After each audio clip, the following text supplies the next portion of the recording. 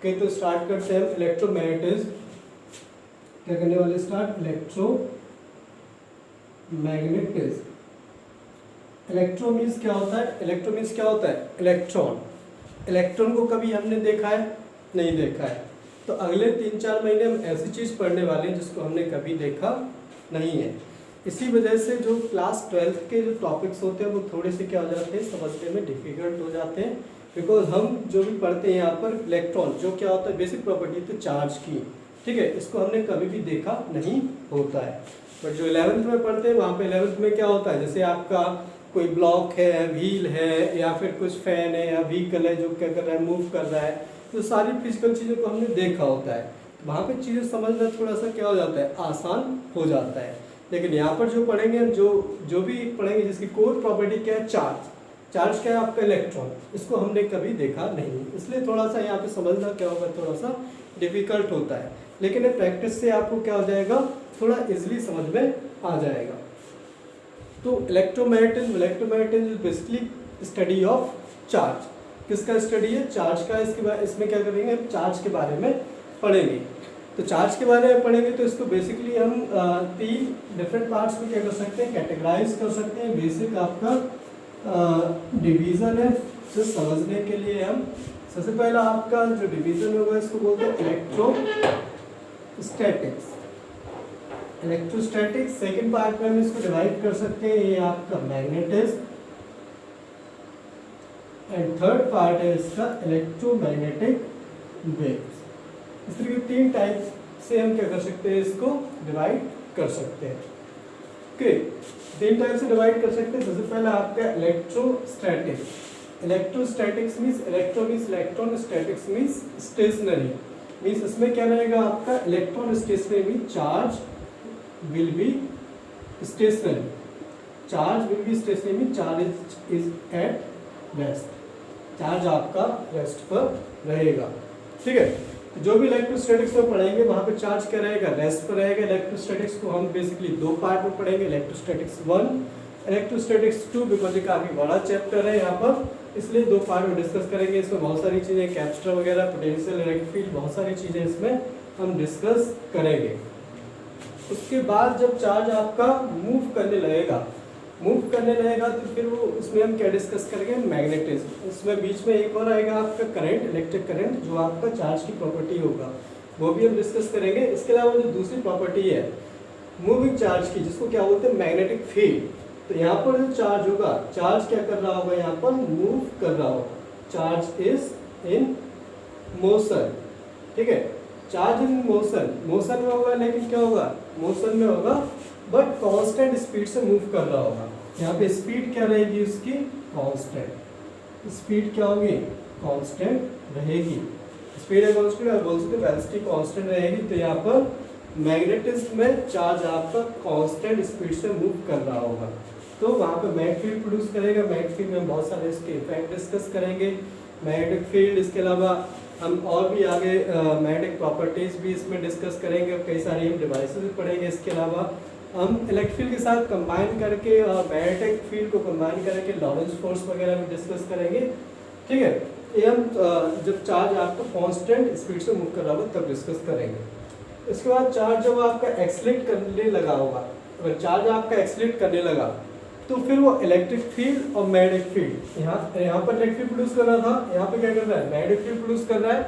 और जब चार्ज क्या करने लगा, एक्सलेट करने लगा, चार्ज इज एक्सलरेटिंग, तो फिर वो दोनों प्रोड्यूस करेगा। मींस इलेक्ट्रिक फील्ड प्रोड्यूस करेगा, मैग्नेटिक फील्ड प्रोड्यूस करेगा, ठीक है। और दोनों के कॉम्बिनेशन को क्या बोलते हैं हम, इलेक्ट्रोमैग्नेटिक वेव्स। तो इलेक्ट्रोमैग्नेटिक वेव्स में क्या होती है, इलेक्ट्रिक फील्ड और मैग्नेटिक फील्ड। इलेक्ट्रिक और मैग्नेटिक फील्ड दोनों परपेंडिकुलर डायरेक्शन में क्या करती है, ऑसिलेट करती है। इस तरीके से, या ऐसे ले सकते हो किसी भी डायरेक्शन में, इलेक्ट्रिक फील्ड और मैग्नेटिक फील्ड इस तरीके से परपेंडिकुलर डायरेक्शन में ऑसिलेट करती है, और वेव उनके परपेंडिकुलर डायरेक्शन में इस तरीके से मूव करती है। ये आपकी इलेक्ट्रोमैग्नेटिक वेव्स होता है, ठीक है। कभी आपने इलेक्ट्रोमैग्नेटिक वेव्स ऐसे पढ़ा नहीं होगा अभी तक। जो भी इलेक्ट्रोमैग्नेटिक वेव्स पढ़ोगे हम वो बिल्कुल लास्ट में पढ़ेंगे, जब पूरा मैग्नेटिज्म, EMI वगैरह सब डिस्कस कर लेंगे, AC वगैरह डिस्कस कर लेंगे। उसके बाद लास्ट में आपका टॉपिक आएगा इलेक्ट्रोमैग्नेटिक वेव, जो बेसिकली हम ब्रीफ में डिस्कस करेंगे। ठीक है। जो आपने इलेक्ट्रोमैग्नेटिक वेव्स कॉमन लाइफ में आपको ऐसे तो इलेक्ट्रोमैग्नेटिक वेव के नाम से तो पता नहीं होगा, पर जैसे आपने क्या होगा एक्सरे जानते होंगे, कभी आपने एक्सरे को देखा है? नहीं, एक्सरे को देखा नहीं होगा, एक्सरे आपने करवाया होगा, ठीक है।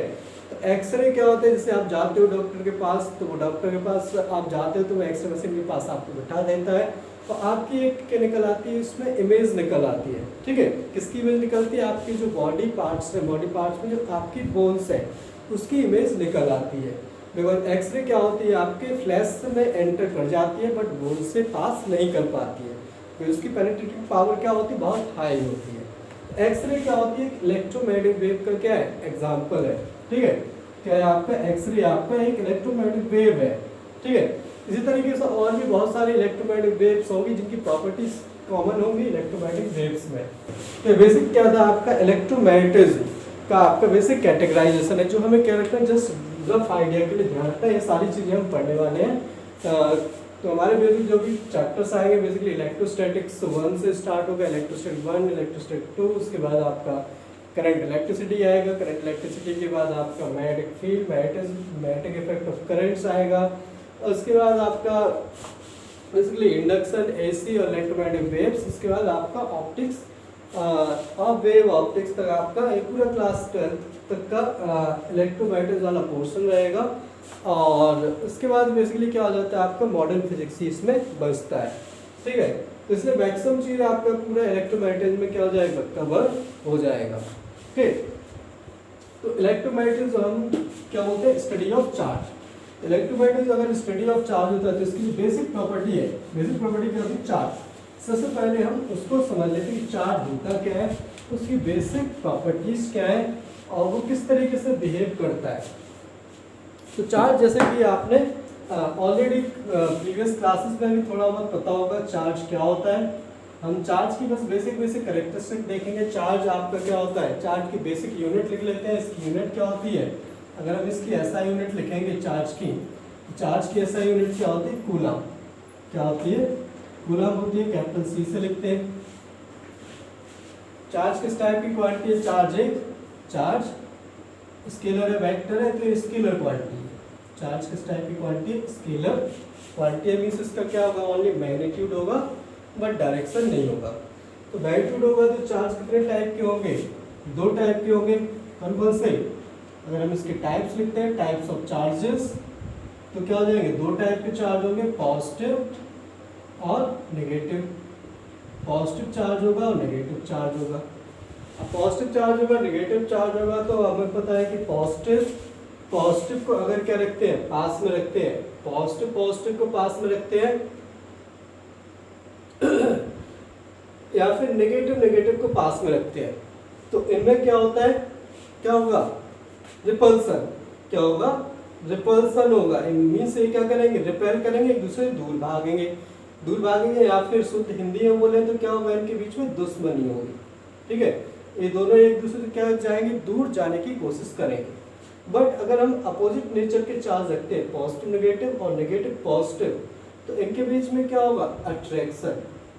क्या हो जाएगा, अट्रैक्शन होगा। मीन्स दोनों एक दूसरे को अट्रैक्ट करेंगे, या फिर हम हिंदी में बोले तो क्या होगा, इनके बीच में प्यार। ओके, तो इस तरीके से दो डिफरेंट नेचर के जो चार्जेस है, पॉजिटिव और नेगेटिव, उनकी बेसिकली क्या, उनके बीच में इंट्रैक्शन होता है। अगर हम सिमिलर नेचर के चार्ज रखते हैं तो उनके बीच में रिपल्सन होगा, अगर हम अपोजिट नेचर के चार्ज रखेंगे तो उनके बीच में अट्रैक्शन होगा। ये बेसिक क्या है, आपकी चार्ज की दो टाइप्स थे, उनके बीच में इंट्रैक्शन है। अगर हम देखेंगे बेसिक जो टाइप चार्ज होता है, चार्ज की बेसिक कुछ सर्टेन वैल्यूज देख लेते हैं। तो सर्टेन वैल्यूज ऑफ चार्ज अगर हम देखेंगे तो सबसे छोटा जो चार्ज होगा वो कितना होगा। अगर हम स्मॉलेस्ट चार्ज देखेंगे, स्मॉलेस्ट चार्ज क्या होगा, स्मॉलेस्ट चार्ज बता सकते हैं, सबसे छोटा चार्ज, इसको क्या बोला जाता है, एलिमेंट्री चार्ज। सबसे छोटे चार्ज को क्या बोला जाता है, एलिमेंट्री चार्ज। सबसे छोटा चार्ज किस पर होता है, इलेक्ट्रॉन पर या फिर प्रोटॉन पर। ये तो सबसे छोटे पार्टिकल्स होते हैं जो हमारे किसी भी सब्सटेंस में होते हैं, ठीक है। तो इलेक्ट्रॉन या प्रोटॉन पर जो चार्ज होगा, इलेक्ट्रॉन पर या फिर प्रोटॉन पर जो चार्ज होता है, ठीक है, उसका जो मैग्नीट्यूड होगा वही आपको क्या होगा, सबसे छोटा चार्ज। तो जिसके लिए हम क्या लिखते हैं, ई से लिखते हैं, और ई की वैल्यू क्या होता है प्लस माइनस 1.6 इंटू 10⁻⁻19 कूलम, इतना ई की वैल्यू होगा। पॉजिटिव चार्ज किस पर होगा, प्रोटॉन पर, और नेगेटिव चार्ज किस पर होगा, इलेक्ट्रॉन पर। ये हमें ऑलरेडी पता होना चाहिए। चार्ज ऑन द इलेक्ट्रॉन लिखेंगे तो माइनस में लिखेंगे, और चार्ज ऑन द क्या लिखेंगे, प्रोटॉन लिखेंगे तो क्या लिखेंगे, प्लस में लिखेंगे। ठीक है, ये हमें क्या रखना है, यहाँ पर ध्यान रखना है, इसलिए इसके आगे मैग्नीट्यूड हमने लगा दिया। इसके अलावा कुछ और हम वैल्यूज अगर हम देख लेते हैं, सबसे छोटा चार्ज होता है, इसको हम एलिमेंट्री चार्ज के नाम से डिनोट करते हैं। ठीक है, अब अगर हम कुछ और इसमें जैसे वैल्यू कई बार यूज हो जाता है वो भी देख लेते हैं। जैसे अगर हम मास ऑफ इलेक्ट्रॉन देखेंगे, mass of electron, mass of electron क्या होता है 9.1 इंटू 10⁻31 kg, इतना भारी होता है इलेक्ट्रॉन। कितना भारी होता है, 10⁻31 kg। ठीक है, इसको अगर हमें मिल जाए तो हम इसको उठा नहीं पाएंगे, उठा पाएंगे, बहुत हल्का मास है। ठीक है, similarly mass of the proton, mass of the proton कितना होता है, mass of the proton 1.67 into 10⁻⁻, कितना होगा 10⁻27 kg। ये क्या होता है mass of the proton.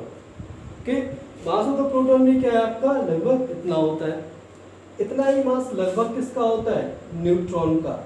Neutron क्या होता है, थोड़ा सा प्रोटॉन से थोड़ा सा भारी होता है, लेकिन इतना मास इतना कम है कि इसमें क्या भारी और क्या हल्का, कुछ फर्क नहीं पड़ता। 10⁻27 kg, इतना भारी मास, ये क्या बहुत हल्का है, इसलिए क्या होगा, दोनों का मास क्या होता है, लगभग कंपेरेबल होता है प्रोटॉन और न्यूट्रॉन का।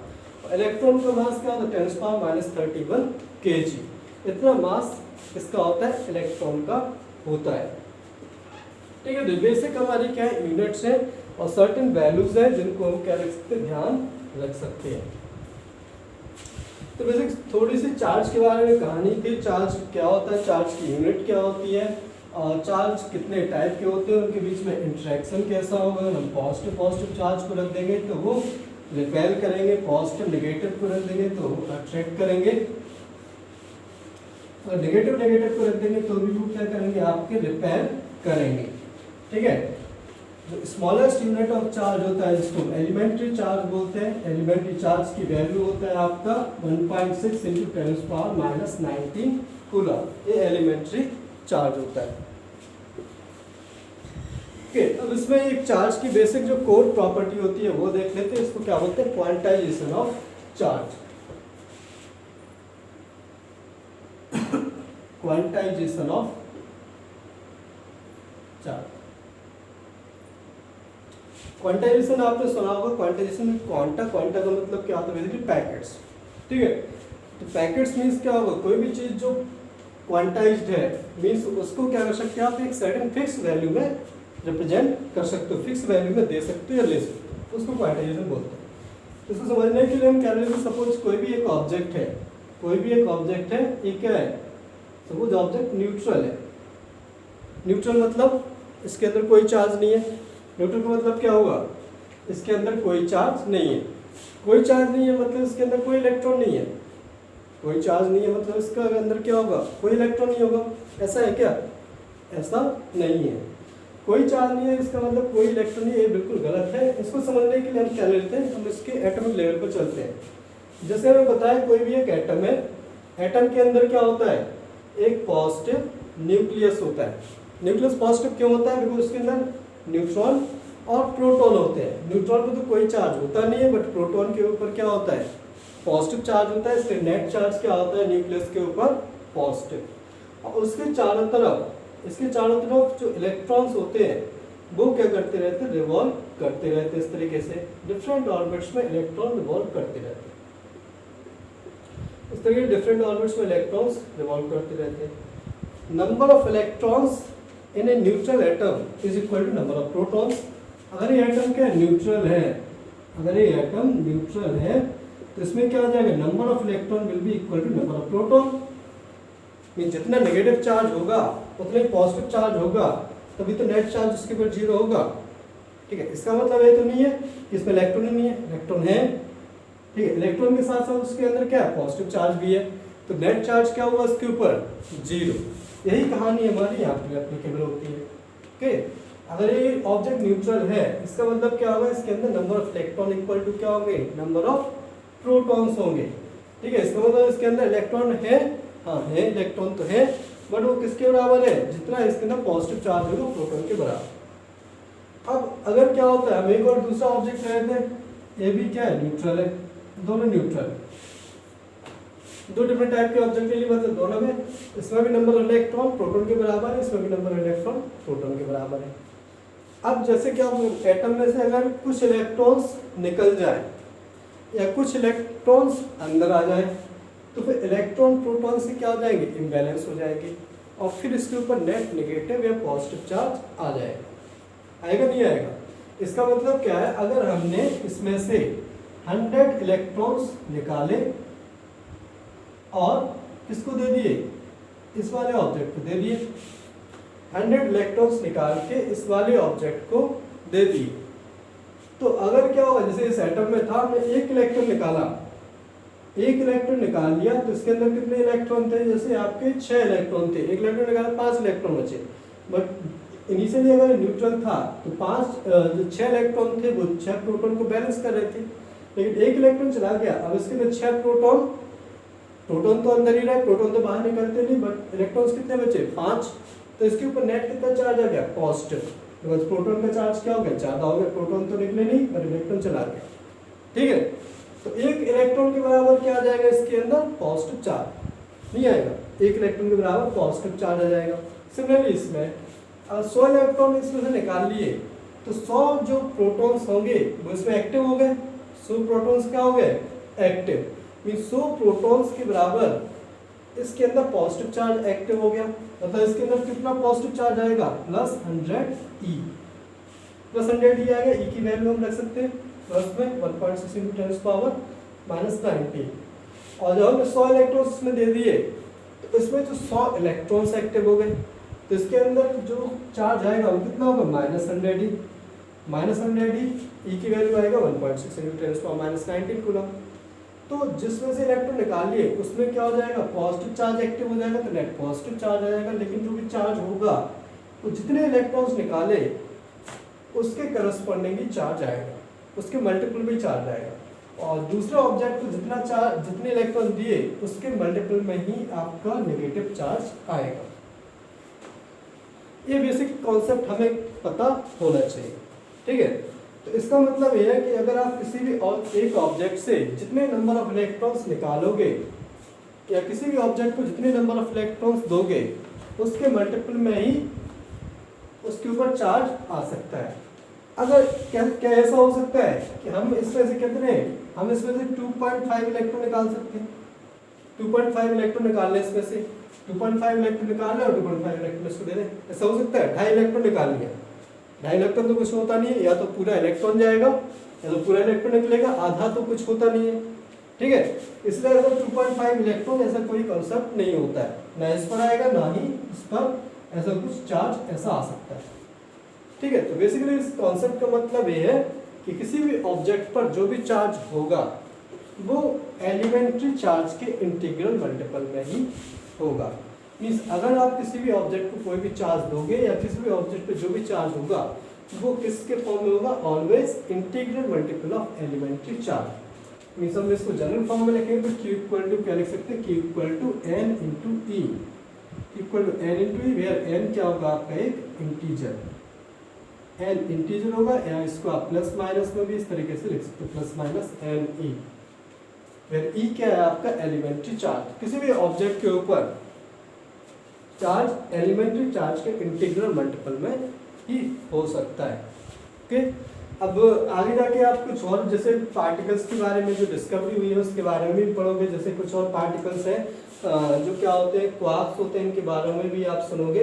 बट एक क्वार्क्स क्या होगा, जैसे सुनोगे क्वार्क्स आपके जो इलेक्ट्रॉन प्रोटॉन है आपके न्यूट्रॉन है, ये क्वार्क्स से मिलके बने होते हैं, जिन पर चार्ज आपका फ्रैक्शन में भी होता है, जैसे इस तरीके से -E/3 -2E/3 इस तरीके से होता है, आप क्वार्क्स डाउन क्वार्क्स ये सब होता है, लेकिन वो सब हमें कंसीडर नहीं करना है। हमें क्या कंसीडर करना है, ओनली सबसे छोटा चार्ज कौन सा कंसीडर करना है, एलिमेंट्री चार्ज, और किसी भी ऑब्जेक्ट पर जो चार्ज होगा वो एलिमेंट्री चार्ज के मल्टीपल में ही होगा, ये सब हमें कंसीडर नहीं करना है।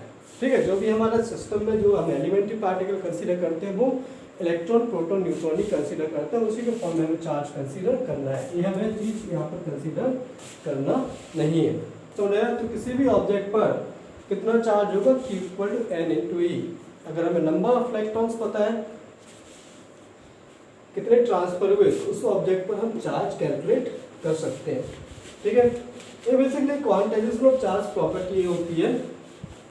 किसी भी ऑब्जेक्ट पर हम charge only integral multiple of elementary charge दे सकते हैं।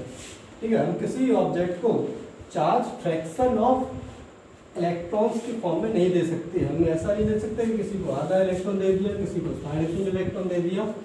ठीक है, ये क्या होता है basically quantization. Quantization means packets. Packet क्या हो गया यहाँ पर, एक फिक्स अमाउंट क्या हो गई, एक एलिमेंट्री चार्ज। मींस सबसे छोटा चार्ज किसी भी ऑब्जेक्ट को कितना दे पाएंगे, इज इक्वल टू ई। ई के अलावा ई दे सकते हैं, 2e दे सकते हैं, 3e दे सकते हैं, 4e, 5e, 10e, -10e ये सब दे सकते हैं। e/2, 2.5, 2.7e ये सब हम चार्ज नहीं दे सकते। ये आपका क्वांटाइजेशन ऑफ चार्ज होता है। ओके, ये बेसिक प्रॉपर्टी ऑफ चार्ज की जो हमें ध्यान रखना है। अब इसमें हम एक और इसमें बेसिक प्रॉपर्टी में जाते हैं। जैसे कि हमारे पास क्या है, कोई एक आपके पास एक सिस्टम है जिसमें आपके कोई 2-3 ऑब्जेक्ट हैं। इस तरीके से ले लेते हैं, एक ऑब्जेक्ट, 2 और 3 ऑब्जेक्ट। सपोज इसके ऊपर आपका 6 कूलम चार्ज है, इसके ऊपर 3 कूलम चार्ज है, इसके ऊपर -2 कूलम चार्ज। तो 3 डिफरेंट ऑब्जेक्ट्स हैं, ए, बी और सी। एक सिस्टम में 3 डिफरेंट ऑब्जेक्ट्स हैं। ये जो ऑब्जेक्ट्स हैं इसी सिस्टम के अंदर है, इस सिस्टम से अंदर बाहर नहीं जा सकते। अब क्या हुआ, ऐसे हमने कुछ इनके अंदर ही कुछ ऐसी चीज किया जिससे चार्ज इनके अंदर क्या हो गया, इंटरचेंज हो गया। हमने अंदर इनके चार्ज इंटरचेंज किया। इंटरचेंज करने की वजह से यहाँ पे 2 कूलम चार्ज आ गया, यहाँ पर -2 कूलम, -5 कूलम चार्ज आया। तो हमें बताना है कि इसके ऊपर कितना चार्ज आएगा। ओके, जो सी है, सी के ऊपर कितना चार्ज आ जाएगा, ये हमें बताना है। ठीक है, हमने क्या किया, जो भी चार्ज आपस में इंटरचेंज किया, आपस में ट्रांसफर किया इंटरनली, सिस्टम से बाहर कुछ नहीं गया। सिस्टम से बाहर कुछ नहीं गया, जो चार्ज ट्रांसफर हुआ वो अंदर ही अंदर हुआ। तो सी के ऊपर कितना चार्ज होगा, तो सिंपल हम मैथ लगा के बता सकते हैं कितना चार्ज होगा। इसके ऊपर 6 था, 3 था, यहाँ पर 2 था, तो 6 3 9 2 7, यहाँ पे भी 7 होना चाहिए टोटल। तो टोटल कितना होगा 7। तो 7 क्या होगा, अभी कितना है, -5 + 2 -3, यहाँ पे कितना आना चाहिए 10 कूलम। इतना चार्ज आना चाहिए, कितना आना चाहिए 10 कूलम। तो ये कैसे है, हमने मैथ लगाई, सिंपल मैथ्स क्या लगाई, जो भी टोटल चार्ज यहाँ से तो बाहर गया नहीं सिस्टम से, टोटल चार्ज क्या रहा, जितना पहले टोटल चार्ज था 6 + 3 और +-2 वही बाद में चार्ज रहा। इसी को क्या बोलते हैं हम, इसकी कंजर्वेशन ऑफ चार्ज प्रॉपर्टी। क्या बोलते हैं, conservation of charge property. Conservation of charge, जैसे आपने कंजर्वेशन ऑफ एनर्जी सुना है। कंजर्वेशन ऑफ एनर्जी किसी भी आइसोलेटेड सिस्टम के लिए टोटल एनर्जी क्या रहती है, कंजर्व। आइसोलेटेड सिस्टम मतलब क्या होता है, ऐसा सिस्टम जिसके बाउंड्री से कुछ भी चीज अंदर या बाहर नहीं जा सकती है, उसको क्या बोलते हैं, आइसोलेटेड सिस्टम बोलते हैं। तो ये हमारा आइसोलेटेड सिस्टम है जिसमें 3 ऑब्जेक्ट्स थे। तीनों ऑब्जेक्ट्स पर जो भी इनिशियल टोटल चार्ज था वही उसके ऊपर फाइनल टोटल चार्ज के बराबर है। Means for an isolated system the total charge always remains constant. इस टोटल चार्ज क्या रहेगा, ऑलवेज कंजर्व रहेगा। ना तो इसमें चार्ज और कहीं से क्रिएट हुआ, ना ही कहीं बाहर से आया। जो जितना अंदर चार्ज था वही टोटल चार्ज पहले और बाद में सेम रहा। ये क्या होता है, conservation of charge property. Simple सी प्रॉपर्टी, हमें क्या रखना है, इसको ध्यान रखना है। ठीक है, ध्यान रखना है। आइसोलेट सिस्टम है, आइसोलेट सिस्टम के बारे में ध्यान रखना है। आइसोलेट सिस्टम में जो टोटल चार्ज रहेगा वो ऑलवेज क्या रहेगा, कांस्टेंट रहेगा। आइसोलेट सिस्टम में ना तो आप चार्ज क्रिएट कर सकते हो, ना आप चार्ज को डिस्ट्रॉय कर सकते हो। जो भी टोटल चार्ज आइसोलेट सिस्टम का रहेगा वो हमेशा कांस्टेंट रहेगा। ये हमारी एक कंजर्वेशन ऑफ चार्ज प्रॉपर्टी होती है, बेसिक प्रॉपर्टी है जिसको हमें क्या रखना है, ध्यान रखना है। अब इसमें एक और चीज होता है, अगर हम थोड़ा सा ध्यान से देखें, जैसे हमने देखा होगा जो मास होता है, चार्ज अगर किसी भी ऑब्जेक्ट के ऊपर चार्ज है तो उसके अंदर मास होना जरूरी है, ये तो हमें पता है। देखो चार्ज किस वजह से किसका होता है, इलेक्ट्रॉन का होता है, इलेक्ट्रॉन का ही मास होता है। जब इलेक्ट्रॉन ही नहीं होगा तो उसका चार्ज कैसे होगा। बट इसमें एक बेसिक जो डिफरेंस आता है, जैसे किसी भी ऑब्जेक्ट का जो मास होता है, मास स्पीड के साथ वेरी करता है। मास स्पीड के साथ वेरी करता है, कैसे करता है, जैसे हमने तो अभी तक पढ़ा नहीं, नॉर्मल लाइफ में हमने ये तो पढ़ा नहीं कि मास स्पीड के साथ वेरी कर जाता है, ठीक है, बिकॉज नॉर्मल लाइफ में हमारी जो स्पीड होती है वो बहुत कम होती है। बट जब हमारी स्पीड बहुत हाई हो जाती है, बहुत हाई का मतलब कितनी हाई, मीन्स जब स्पीड हमारी लाइट की स्पीड के करस्पॉन्डिंग अप्रोच करने लगती है, तो मास फिर हमारा चेंज होने लगता है।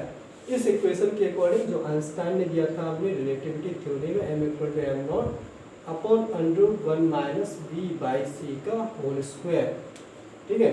वेयर यहाँ पर m0 क्या होता है, m0 होता है रेस्ट मास ऑफ ऑब्जेक्ट, किसका, ऑब्जेक्ट का रेस्ट मास, मीन्स v क्या होगा यहाँ पर, v speed of object, object की स्पीड होता है। और ए m क्या होता है, उसका मोशन मास, जब उसकी स्पीड v है तो उसका मास m होगा, ओके। और जब उसका स्पीड क्या होगा, 0, अगर v की वैल्यू यहाँ पर 0 रख देंगे तो m = m0 आ जाएगा, ओके। मीन्स जो रेस्ट मास होगा, रेस्ट मास क्या होगा, जब वो रेस्ट पर है, अगर v की वैल्यू बहुत ही कम है c के कंपेरिजन में, तो m की वैल्यू क्या होती है, m0 के बराबर ही होती है। तो नॉर्मल जो लाइफ होती है, नॉर्मल लाइफ में हमारी अर्थ पे जो स्पीड होती है लगभग क्या होगी, 10 kilometre, 50 kilometre, 100 kilometre, 300 kilometre per hour, इतनी स्पीड जा सकती है, जो कि लाइट की स्पीड से बहुत कम होती है। अगर हम लाइट की स्पीड देखें, लाइट की स्पीड होती है 3 × 10⁸ मीटर पर सेकेंड, ये बहुत हाई स्पीड होती है, ठीक है। तो इसके कंपेरिजन में नॉर्मल लाइट की स्पीड बहुत कम होती है, ओके। अब तो वहाँ पर मास क्या होता है, उसके रेस्ट मास के बराबर ही रहता है। लेकिन जब उसकी स्पीड बढ़ने लगती है, बहुत ज़्यादा हाई होने लगती है, तो फिर उसका मास भी चेंज होने लगता है इस इक्वेशन के अकॉर्डिंग। स्पीड बढ़ेगी तो उसका मास भी बढ़ने लगेगा। तो इस इक्वेशन का यूज आपका आता है जब पार्टिकल्स क्या होते हैं, बहुत छोटे होते हैं। पार्टिकल जब बहुत छोटे से पार्टिकल्स होते हैं जिनका मास क्या होगा, जैसे इलेक्ट्रॉन ही है, इलेक्ट्रॉन का मास होता है कितना, मास ऑफ द इलेक्ट्रॉन बताया था कितना होता है, 10⁻31 kg, इस ऑर्डर का मास था 10⁻31 kg। अगर इस इलेक्ट्रॉन पर आपने 1 न्यूटन का फोर्स लगा दिया, कितना फोर्स लगाया, 1 न्यूटन, तो आप इसका एक्सेलरेशन इमेजिन कर सकते हो। इसका एक्सेलरेशन क्या हो जाएगा, इसका अगर आप एक्सेलरेशन देखोगे तो वो लगभग 10⁻31 मीटर पर सेकंड स्क्वायर इस ऑर्डर का हो जाएगा। 10⁻31 जानते हो, 10⁻31 मतलब क्या होगा, 1 सेकंड में इसकी स्पीड चेंज होगी बाई 10⁻31 मीटर पर सेकंड। और लाइट की स्पीड कितनी होती है, 3×10⁸ मीटर पर सेकंड। तो इतने छोटे पार्टिकल्स में जो मास वेरिएशन सिग्निफिकेंट होता है, इसलिए हमें यहाँ पर जो मास वेरिएशन का इक्वेशन हमें थोड़ा सा ध्यान रखना है। देखो जब छोटे छोटे चार्ज पार्टिकल होंगे तो वहाँ पर मास वेरी कर सकता है, इसलिए हमें ये इक्वेशन यहाँ पर इम्पोर्टेंट होता है। बड़े पार्टिकल हैं, बड़े ऑब्जेक्ट्स हैं जहाँ पर स्पीड बहुत स्मॉल है, तो वहाँ पर मास वेरिएशन उतना सिग्निफिकेंट नहीं होता है, और स्पीड बहुत कम रहेगी तो मास ऑलवेज क्या रहेगा, कांस्टेंट रहेगा। ये बेसिकली वेरिएशन आपका है, variation of mass with speed. Charge speed के साथ वेरी नहीं करता है, यहाँ पर चीज़ ये ध्यान रखना है हमें, मास स्पीड के साथ वेरी करता है, मास स्पीड के साथ इस इक्वेशन के साथ वेरी करता है, लेकिन चार्ज स्पीड के साथ वेरी नहीं करता है, ठीक है। ये ध्यान रखना, invariance of charge with speed, charge speed के साथ वेरी नहीं करेगा बट मास स्पीड के साथ वेरी करेगा। ये बेसिक प्रॉपर्टी हमें ध्यान रखना है। तो बेसिकली आपकी बेसिक कहानी है किसके बारे में, चार्ज के बारे में। चार्ज के बारे में एक बार फिर से हम समराइज कर लेते हैं जो भी हमने डिस्कस किया था। बेसिकली इलेक्ट्रोमैग्नेटिज्म आपका क्या होता है, study of charge. Study of charge होता है जिसको हम इसलिए 3 पार्ट में डिवाइड करते हैं। Electrostatics, magnetism and electromagnetic waves. Electrostatics आपका होता है study of static charges, stationary charges के बारे में पढ़ते हैं। मैग्नेटिज्म में क्या पढ़ते हैं हम, मूविंग चार्जेस के बारे में पढ़ते हैं, जहाँ पे चार्जेस कांस्टेंट वेलोसिटी से कांस्टेंट स्पीड से मूव कर रहे हैं, उसके बारे में पढ़ते हैं। वहाँ पर हम मैग्नेटिक फील्ड और बहुत सारी चीज़ें पढ़ेंगे। मैग्नेटिक फील्ड, लॉरेंज फोर्स, ये सब हम डिस्कस करेंगे। जब चार्ज आपका एक्सलेट करने लगता है तो हम इलेक्ट्रोमैग्नेटिक वेव्स पढ़ते हैं, जहाँ पर हम डिफरेंट टाइप के इलेक्ट्रोमैग्नेटिक वेव्स पढ़ेंगे, सच एज एक्स रेज। फिर हमने एक चार्ज बताया, चार्ज क्या होता है, चार्ज की बेसिक यूनिट कूलम होती है। चार्ज दो टाइप के होते हैं, पॉजिटिव नेगेटिव। अगर सिमिलर चार्ज हो गए तो उनके बीच अट्रैक्शन होगा, अपोजिट चार्ज हो गए तो उनके बीच में सिमिलर चार्ज होंगे तो उनके बीच में रिपल्सन होगा, और अपोजिट चार्ज होंगे तो उनके बीच में अट्रैक्शन होगा। इसके अलावा चार्ज के लिए बेसिक हमने क्वांटाइजेशन प्रॉपर्टी बताया। किसी भी ऑब्जेक्ट पर जो चार्ज होगा वो किस फॉर्म में रहेगा, integral multiple of very small elementary charge. सबसे छोटा चार्ज होता है एलिमेंट्री चार्ज होता है, उसके फॉर्म में रहेगा। एलिमेंट्री चार्ज की वैल्यू पता है हमें 1.6×10⁻⁹ कूलम, वो आपका एलिमेंट्री चार्ज होता है। ठीक है, तो किसी भी ऑब्जेक्ट पर चार्ज कितना होगा, Q = N×E, वेयर N क्या हो जाएगा, इंटीजर। इसके अलावा नेक्स्ट प्रॉपर्टी जो होता है कंजर्वेशन ऑफ चार्ज, मीन्स किसी भी आइसोलेटेड सिस्टम का टोटल चार्ज क्या रहेगा, ऑलवेज कांस्टेंट रहेगा। इसका मतलब क्या होगा, जो भी चार्ज होगा किसी भी आइसोलेटेड सिस्टम में, ठीक है, वो हमेशा कांस्टेंट रहेगा। मीन्स जितना पहले चार्ज होगा उतनी बाद में चार्ज होगा। मीन्स चार्ज ना तो क्रिएट होगा सिस्टम में, ना तो डिस्ट्रॉय होगा। एक कंजर्वेशन ऑफ चार्ज प्रॉपर्टी है similar to conservation of energy की तरह। इसके अलावा हमने बताया कि चार्ज आपका स्पीड के साथ वेरी नहीं करेगा, बट मास स्पीड के साथ वेरी कर सकता है, और मास वेरिएशन सिग्निफिकेंट होता है जब चार्ज पार्टिकल्स क्या होते हैं, बहुत ही स्मॉल होते हैं, उनका मास बहुत कम होता है, वहाँ पे मास वेरिएशन सिग्निफिकेंट हो जाता है जब स्पीड लाइट की स्पीड को अप्रोच करती है। जैसे कि जनरली होता है आपके जो इलेक्ट्रॉन्स होते हैं कंडक्टर्स में बहुत हाई रैंडम मोशन स्पीड से मूव करते हैं, उनकी स्पीड 10⁻⁷ मीटर/सेकंड 6 मीटर/सेकंड तक पहुँचती है। वहाँ पर मास वेरिएशन बहुत ज़्यादा हो जाता है। आपके न्यूक्लियर रिएक्शंस में भी इस टाइप से मास वेरिएशन होता है, तो वहाँ पर मास वेरिएशन कंसिडर करना पड़ेगा, लेकिन आपका चार्ज स्पीड के साथ वेरी नहीं करता है। तो बेसिक प्रॉपर्टी है आपकी चार्ज की बेसिक कहानी है। इसके बाद हम क्या डिस्कस करते हैं, इसमें कूलम्स लॉ। चलिए तो इलेक्ट्रोस्टैटिक्स से हम स्टार्ट करते हैं। इलेक्ट्रोस्टैटिक्स हमने बताया था इलेक्ट्रोस्टैटिक दो पार्ट में डिस्कस करेंगे, इलेक्ट्रोस्टैटिक 1 और 2। तो सबसे पहले हम इलेक्ट्रोस्टैटिक 1 से स्टार्ट करेंगे, ठीक है। तो इलेक्ट्रोस्टैटिक्स 1 में हम सबसे पहले डिस्कस करते हैं Coulomb's law. Coulomb's law basic law है इलेक्ट्रोमैग्नेटिज्म के लिए। ये बेसिकली लॉ है जिसका कोई प्रूफ नहीं होता है, जैसा कि हमने न्यूटन्स लॉ ऑफ ग्रेविटेशन में पढ़ा था, ठीक है। इसी तरीके से यहाँ पर इलेक्ट्रोस्टैटिक्स में कूलम्स लॉ है। तो कूलम्स लॉ क्या होता है, सबसे पहले इसका बेसिक जो एक्सपेरिमेंटल जो स्टडी है उसको डिस्कस कर लेते हैं, फिर इसके लॉ पर आते हैं, ठीक है। तो कूलम्स लॉ में सबसे पहले उन्होंने जो साइंटिस्ट थे कूलम, उन्होंने क्या लिए, दो चार्जेस लिए, दो पॉजिटिव चार्ज लिए, ले थे सपोज Q1 और Q2, और दोनों को क्या रख दिया, एक सर्टेन डिस्टेंस पर रख दिया। इस तरीके से दो पॉजिटिव चार्ज लिए, उनको एक सर्टेन डिस्टेंस पर रख दिया। तो उन्होंने क्या पाया कि दोनों चार्ज कहाँ जाएंगे, एक दूसरे से दूर दूर। उन्होंने क्या पाया, दोनों चार्ज एक दूसरे से दूर दूर भागे। इस तरीके से जब उन्होंने दो पॉजिटिव चार्ज, दो सिमिलर चार्जेस को पास में रखा, तो उन्हें क्या पता चला कि दोनों एक दूसरे से दूर भागे। फिर क्या किया उन्होंने, दो अपोजिट चार्ज रखे, एक Q1 लिया और दूसरा क्या लिया, -Q2। एक Q1 लिया और दूसरा -Q2। दोनों एक दूसरे के पास आएंगे, एक दूसरे पास आए और किस लाइन के लोग आए, इसी लाइन के लोग आए, तो इसी तरफ आए। दोनों एक दूसरे को जो लाइन ज्वाइन करें तो उसी के लोग आए, दोनों एक दूसरे के पास पास आए। मतलब अगर ये दोनों दूर दूर भाग रहे हैं, मतलब अगर ये क्या होगा, Q2 अगर इस तरफ जा रहा है, Q2 इधर जा रहा है, मतलब इसको फोर्स इधर लग रहा है, और Q1 इधर जा रहा है, मतलब इसको फोर्स किधर लग रहा है, इधर लग रहा है। सिमिलरली Q1 अगर इधर जा रहा है तो इसके ऊपर किधर फोर्स लगेगा, इस तरफ Q2 की तरफ, और Q2 अगर इस तरफ जा रहा है तो Q2 का फोर्स किधर लगेगा, Q1 की तरफ, ठीक है। तो यहाँ से क्या पता चला, पहली चीज में पता चला कि दोनों जो चार्ज पार्टिकल है उन पर जो फोर्स लग रहा है, जो आपका इलेक्ट्रोस्टैटिक फोर्स लग रहा है, वो क्या है आपका अपोजिट डायरेक्शन में लग रहा है, नहीं लग रहा है। दोनों पर Q1 पे अगर इधर फोर्स लगेगा तो Q2 पर इधर लगेगा, और Q1 पर अगर इधर लगेगा तो Q2 पर इधर लगेगा। Means electrostatic force opposite direction में लगता है। ठीक है, पहली चीज तो उनको ये पता चला, ठीक है, कि जो फोर्स लग रहा है वो अपोजिट डायरेक्शन में लग रहा है। ठीक है, दूसरी चीज हमें क्या पता चला कि जो फोर्स है Q1 और Q2 के बीच में वो एक नॉन कांटेक्ट फोर्स है।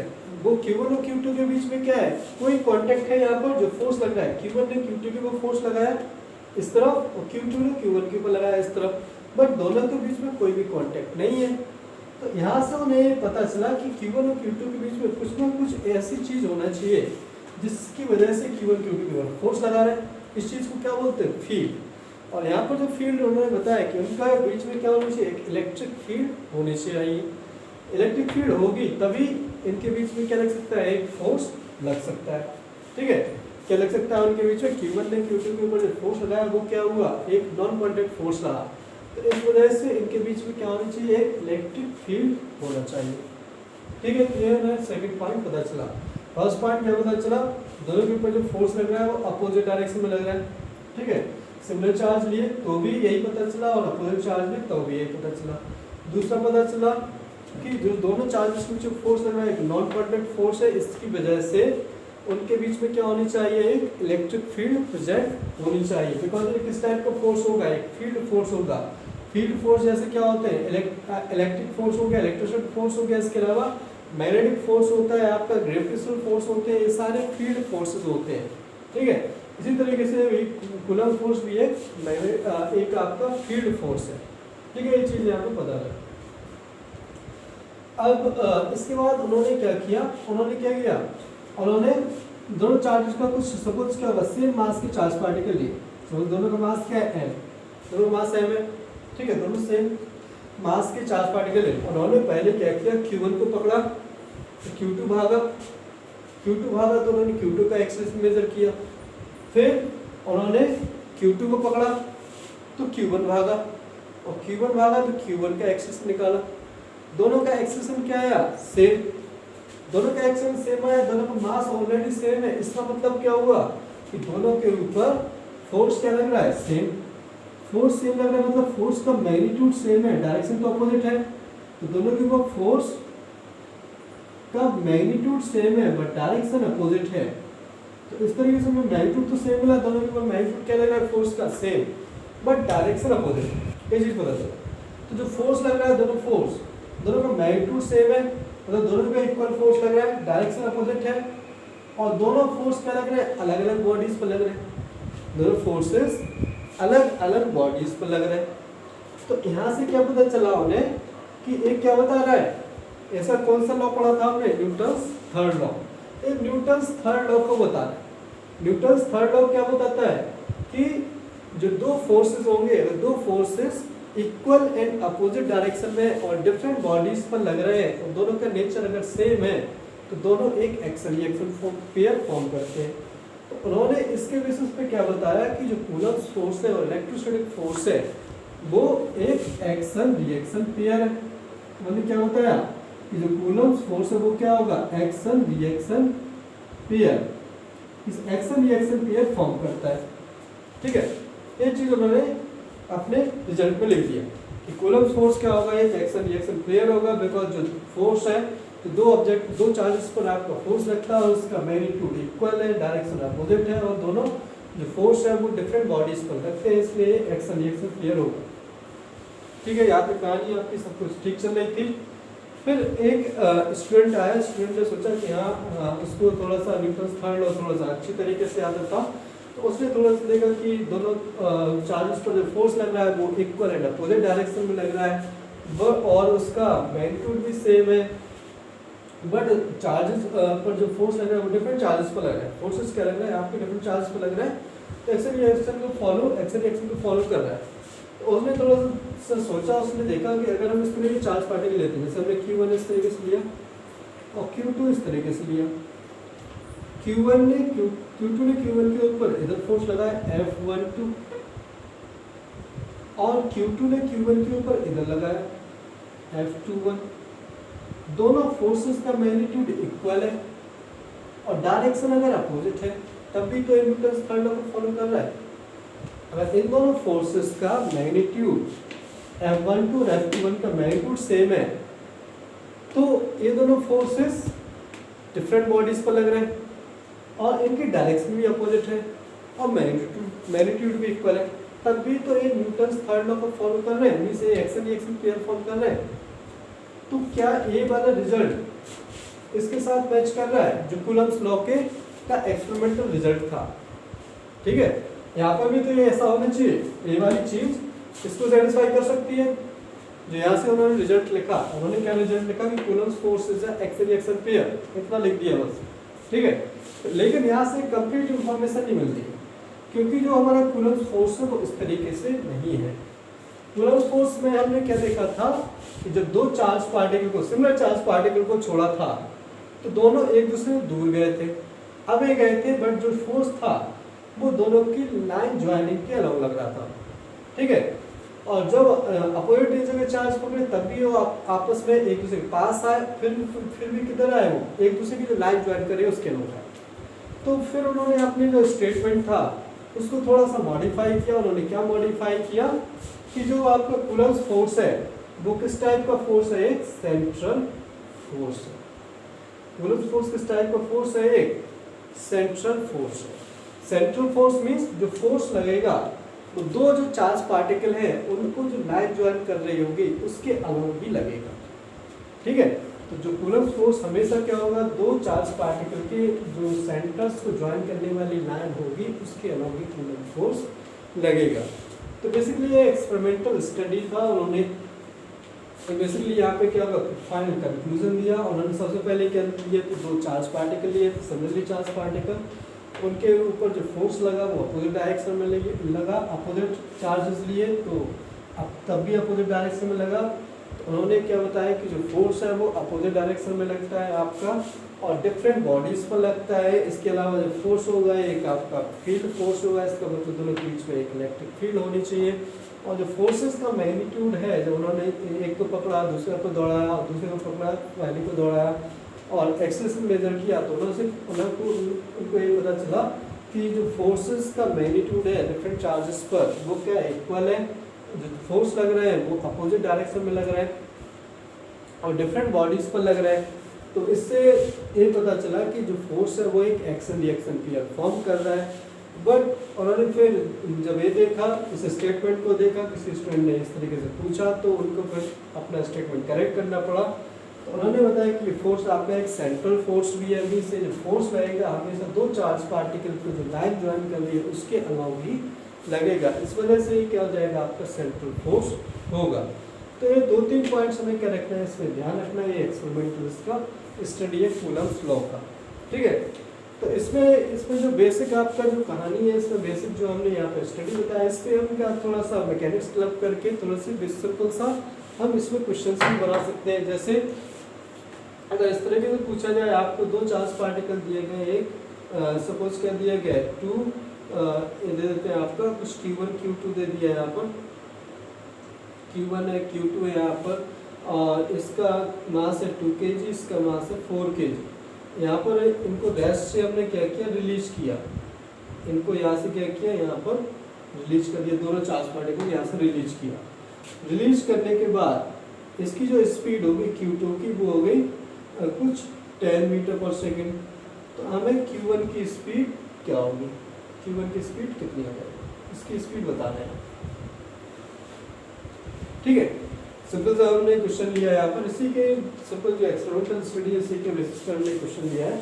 दो चार्ज पार्टिकल Q1 और Q2 है, दोनों क्या थे, दोनों को रेस्ट से हमने रिलीज किया। रिलीज करने के बाद एक की स्पीड हो गई 10 मीटर पर सेकेंड, तो दूसरे की स्पीड हमें बताना है। सिंपल सा कॉन्सेप्ट हम इसमें यूज कर रहे हैं। तो कैसे इसको सॉल्व करेंगे, सिंपल सी यहाँ पर मैकेनिक्स है। तो यहाँ पर अगर हम देखते हैं, यहाँ पर देखेंगे कि अगर आपका जो कूलम्ब्स फोर्स है वो एक्शन रिएक्शन पेयर है, तो जो दो सिस्टम ऑफ चार्ज है इसके ऊपर नेट फोर्स क्या रहेगा, इसके ऊपर नेट फोर्स रहेगा 0 और नेट फोर्स 0 होगा। तो हमने जब न्यूटन्स लॉज ऑफ मोशन पढ़ा था तो वहाँ पर देखा था, अगर नेट फोर्स 0 है तो उसका मोमेंटम क्या रहेगा, कंजर्व रहेगा। मोमेंटम क्या होता है, कंजर्व। इस सिस्टम के ऊपर अगर नेट फोर्स 0 है तो इसका मोमेंटम क्या रहेगा, कंजर्व रहेगा। इस इनिशियल मोमेंटम इक्वल टू क्या होगा, फाइनल मोमेंटम।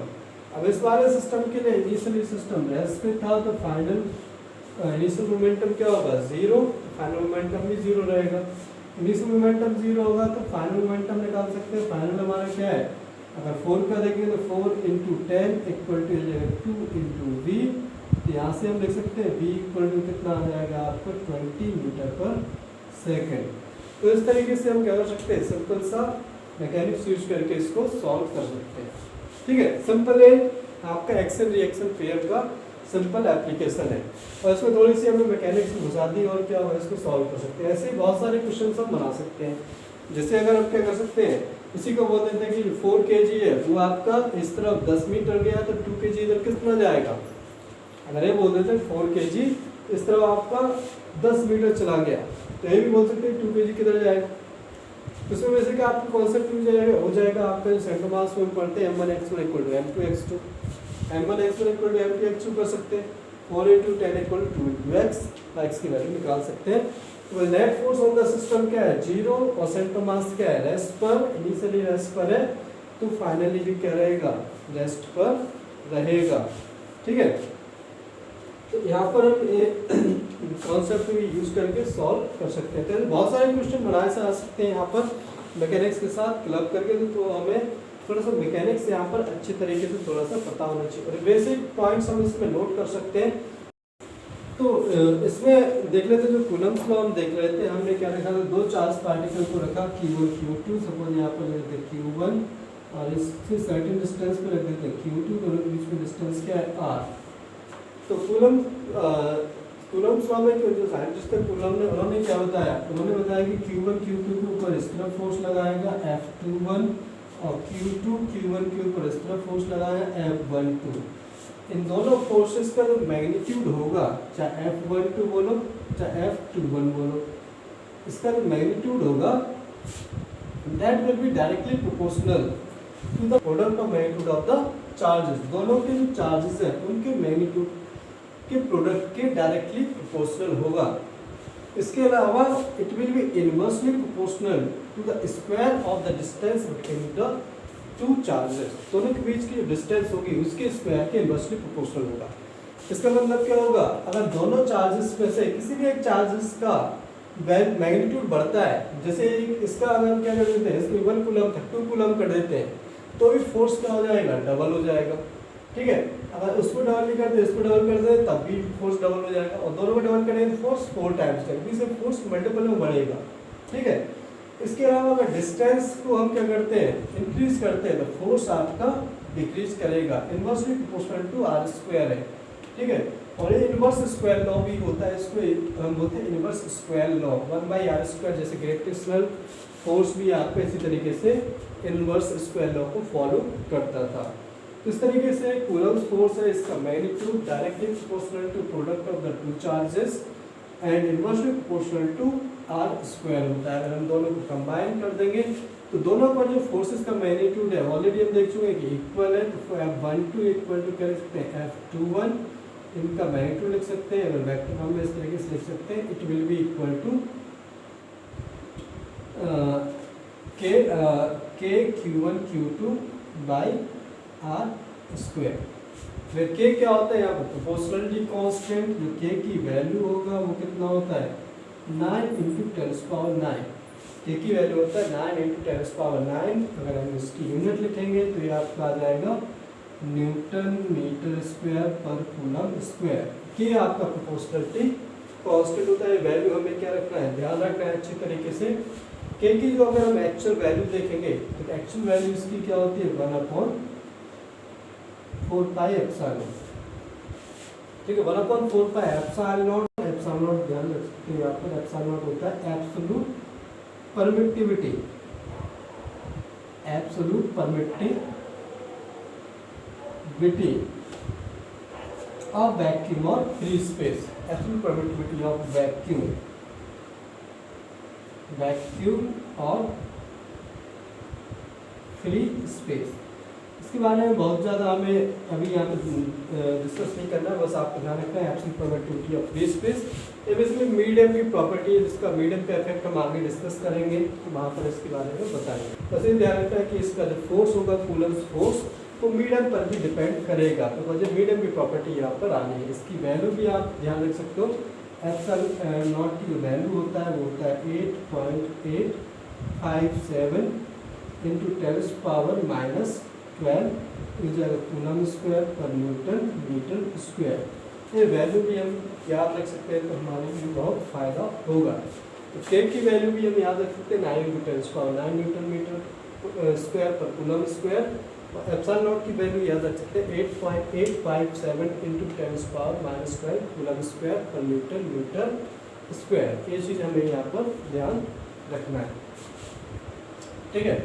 अगर हम थोड़ा सा और परमिटिविटी के बारे में और समझना चाहते हो तो इसमें हम आगे जाके जो डिस्कस करेंगे, जैसे क्या होता है जो स्पीड ऑफ लाइट होती है वो इस तरीके से आपकी परमिटिविटी से आपकी वेरी करती है, mu naught into epsilon not होता है। एक स्पीड ऑफ लाइट होती है c, जिसकी वैल्यू क्या होती है 3 इंटू 10 पावर 8 मीटर पर सेकेंड। इसी की वैल्यू 3 इंटू 10 पावर 8 मीटर पर सेकेंड होती है। और यहाँ पर एप्सिलॉन नॉट क्या होता है आपका परमिटिविटी ऑफ वैक्यूम और फ्री स्पेस। जैसे कि हमने इलेक्ट्रोमैग्नेटिक वेव में बताया था, इलेक्ट्रोमैग्नेटिक वेव में आपका क्या होता है, इलेक्ट्रोमैग्नेटिक वेव क्या होता है, लाइट होता है, लाइट की स्पीड है। और लाइट में क्या होता है इलेक्ट्रिक फील्ड और magnetic field, means electrical property और मैग्नेटिक प्रॉपर्टी। एप्सिलॉन नॉट आपका क्या होगा परमिटिविटी, ये क्या होता है परमिटिविटी, एब्सोल्यूट परमिटिविटी, ठीक है। ये क्या होता है यहाँ पर परमिएबिलिटी, जो हम मैग्नेटिक फील्ड में डिस्कस करेंगे, मैग्नेटिक प्रॉपर्टी है परमिएबिलिटी, ठीक है। तो ये दोनों प्रॉपर्टी के कॉम्बिनेशन से आपका क्या मिलता है, लाइट का स्पीड का एक फॉर्मूला आता है। बहुत ज़्यादा हमें यहाँ पर इसमें टेंशन लेने की जरूरत है नहीं, बस हमें क्या ध्यान रखना है कि ये परमिटिविटी मीडियम की प्रॉपर्टी होती है, और मीडियम की प्रॉपर्टी के बारे में आगे डिस्कस इसमें करेंगे, ठीक है। इस तरीके से हमारा कूलम्स लॉ होता है, दो चार्जेस के बीच में जो आपका फोर्स लगेगा उसका मैग्नीट्यूड क्या होगा K Q1 Q2 by R square, K Q1 Q2 by R square होता है, वेयर K आपका प्रोपोर्शनली कांस्टेंट होगा, जिसकी वैल्यू का 9 into 10 power 9 newton metre square पर coulomb square. Epsilon naught permittivity होगी आपकी वैक्यूम की, जिसकी वैल्यू होगी 8.857 इंटू 10 पावर -12 कूलम स्क्वायर पर न्यूटन मीटर स्क्वायर। जैसे दो चार्ज पार्टिकल रखे हुए हैं, 1 कूलम, इस तरीके से 1 कूलम रखा हुआ है, 2 कूलम रखा हुआ है, और इसके बीच में आपकी डिस्टेंस क्या हो जाएगी 1 मीटर। तो फोर्स निकाल सकते सीधा, कितना आ जाएगा फोर्स हो जाएगा K Q1 Q2 upon R square, इस तरीके से आ जाएगा। तो कितना आ जाएगा ये 2K आ जाएगा, इतना न्यूटन आपको फोर्स हो जाएगा। कोई इसमें रॉकेट साइंस नहीं है, ठीक है। सिंपल सा आपका क्वेश्चन है, इसमें कोई दिक्कत वाली बात नहीं है, ठीक है। इस तरीके से क्वेश्चन हम नहीं करने वाले, आपको सीधे सीधे फोर्स निकालना है, फोर्स का मैग्नीट्यूड निकालना है तो फॉर्मूले से निकाल लेंगे, डायरेक्शन निकालना है तो वो हम सीधा निकाल सकते हैं। इसमें हम अगर एक और चीज़ यहाँ पर देखेंगे, जैसे हमारे पास एक चार्ज पार्टिकल है Q1, इसके पास क्या रख देते हैं हम एक और दूसरा चार्ज पार्टिकल रख देते हैं Q2 और -Q2 रख देते हैं, ठीक है। Q1 पार्टिकल है, उसके पास क्या रख दिया आपने -Q2 पार्टिकल रख दिया, ठीक है। तो यहाँ पर हम अगर हम कूलम्स लॉ लगाएंगे तो कूलम्स लॉ के अकॉर्डिंग क्या होगा, Q1 के ऊपर Q2 फोर्स लगाएगा, जितना Q1 Q2 के ऊपर लगाएगा उतना Q2 Q1 के ऊपर लगाएगा, बिकॉज जो आपका कूलम्स फोर्स है वो एक एक्शन पेयर है। तो Q1 ने Q2 के ऊपर लगाया, Q1 ने Q2 के ऊपर कितना लगाया F21, जितना Q1 ने Q2 के ऊपर लगाया उतनी Q2 ने Q1 के ऊपर लगाया, कितना लगाया F12, दोनों ने लगाया बराबर बराबर फोर्स लगाया। अब क्या होगा, इनकी जो लाइफ है उसमें एक थर्ड चार्ज आ गया Q3, एक और चार्ज आ गया Q3, इस तरीके से आ गया। जब एक थर्ड चार्ज आया और इसको जो तो -Q3, तो इस थर्ड चार्ज ने भी Q1 के ऊपर फोर्स लगाया, थर्ड चार्ज ने Q1 के ऊपर फोर्स लगाया, एक चार्ज है तो फोर्स लगा सकता है, थर्ड चार्ज ने Q1 के ऊपर कितना फोर्स लगाया F13, और इसने भी उसको फोर्स लगाया F31, नहीं लगाया। तो यहाँ से हमें क्या पता चल रहा है कि Q1 के ऊपर जब Q1 Q2 थे तो Q2 ने Q1 के ऊपर F12 फोर्स लगाया था, और जब Q3 आ गया तो उसने F13 फोर्स लगाया। तो जो दो चार्जेस के बीच में जो फोर्स है वो थर्ड चार्ज पे डिपेंड नहीं कर रहा है। इस दोनों चार्जेस के बीच में फोर्स क्या था, F12 F21, वो फोर्स थर्ड चार्ज के प्रेजेंट या एब्सेंट होने से अफेक्ट नहीं होता है। ठीक है, अगर ये Q3 एब्सेंट होता तब भी इनके बीच में यही फोर्स लग रहा होता। ठीक है, और जब ये प्रेजेंट है तब भी यही फोर्स लग रहा है। चेंज क्या हुआ इसके ऊपर, क्या चेंज आया, जब ये आया तो इसने एक और फोर्स लगा दिया। ठीक है, F13, इसकी वजह से उसके ऊपर नेट फोर्स तो चेंज हो जाएगा, बट इन दो चार्जेस के बीच में फोर्स था वो चेंज नहीं होगा। सिमिलरली Q3 और Q1 के बीच में जो फोर्स है वो Q2 के प्रेजेंस या फिर एब्सेंस पर डिपेंड नहीं करता है। ठीक है, Q2 अगर यहाँ पर प्रेजेंट रहे चाहे एब्सेंट रहे, जो इनकी जो फोर्स होगा F13 F31 वो फोर्स क्या रहेगा, सेम रहेगा। ठीक है, तो यहाँ पर ये एक इम्पॉर्टेंट प्रॉपर्टी होती है कूलम्स लॉ की, कूलम्स फोर्स की, कि जो फोर्स होता है कूलम्स फोर्स दो चार्जेस के बीच में वो थर्ड चार्ज के प्रेजेंस या फिर एब्सेंस पर डिपेंड नहीं करता है। दो चार्जेस के बीच में जो फोर्स का मैग्नीट्यूड होगा वो थर्ड चार्ज के प्रेजेंस या फिर एब्सेंस पर डिपेंड नहीं करता है, उसका मैग्नीट्यूड क्या रहेगा, सेम रहेगा। ठीक है, ये हमें क्या रखना है, ध्यान रखना है, ये इंपॉर्टेंट प्रॉपर्टी है जो हमें अच्छे से क्या रखना है, ध्यान रखना है। बाकी जो फिर क्वेश्चन हैं आपके सिंपल से हम क्वेश्चन यहाँ पर डिस्कस कर सकते हैं, और भी इसके बहुत सारे एप्लीकेशंस आएंगे जो आगे हम डिस्कस करते जाएंगे।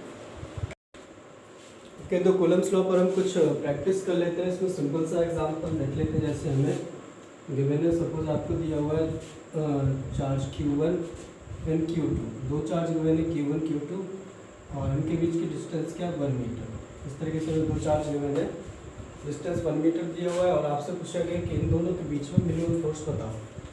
कौन सा फोर्स, मिनिमम कूलम फोर्स कितना होगा, F मिनिमम आपको कैलकुलेट करना है। ठीक है, दोनों चार्जेस के बीच में मिनिमम फोर्स क्या होगा, कर सकते हैं कैलकुलेट। चार्जेस की वैल्यू नहीं दी, बस आप क्या दिया, उनके बीच का डिस्टेंस दिया। ठीक है, तो कैसे करेंगे बता सकते हैं।